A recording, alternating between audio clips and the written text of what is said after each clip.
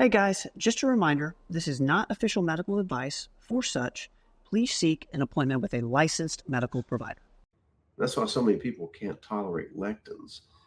So they have it mapped out. If you're type A, you're probably better off being a vegetarian. If you're type O, you're probably better off being a carnivore. And I'm not sure about the specifics. It's been a long time since I've really looked at it because I've had nobody that could really stick to it for very long. In the end, it's, the best thing is out of that type of diet because it cuts all the ultra processed foods out. So I think that's why it probably works.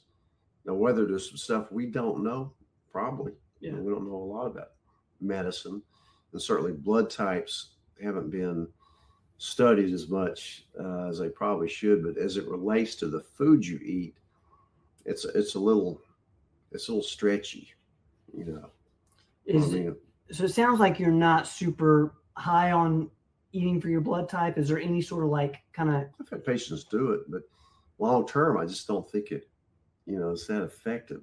It's the fact that you're cutting out lectins. Okay. And you're not eating ultra processed foods, and you're going to get better anyway. So who knows whether it worked or not? Okay. That's a great question. I hope that helps a little bit. If anybody in the comments has tried that diet and had success, let us know. I see Montana's in here. Montana, so good to see you. We got Blonde Beauty. What's going on? We're over here on Instagram as well. So if y'all have questions, we're answering over here as well. I got one more question that came in throughout the week. Then we're going to get to live questions for you guys. The question is,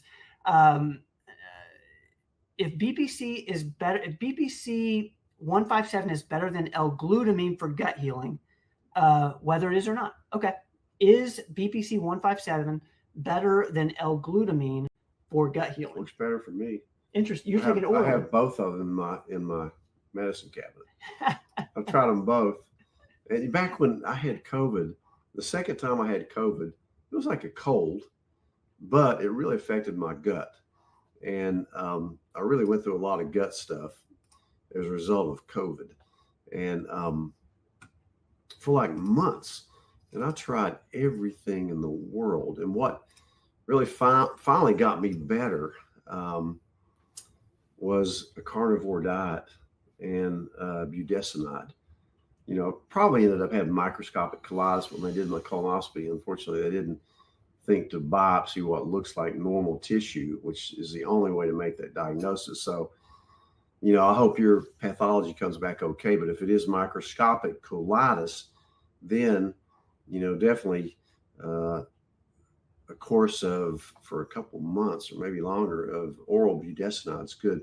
But for me, BPC 157 is the winner. I really like it for gut health. If you have an injured knee or ankle or tendon, the injectable form is better. And there might be some other things coming out with like patches and things like that maybe, because when you do the peptides for BPC 157, which is a peptide, it's a very much of a healing peptide.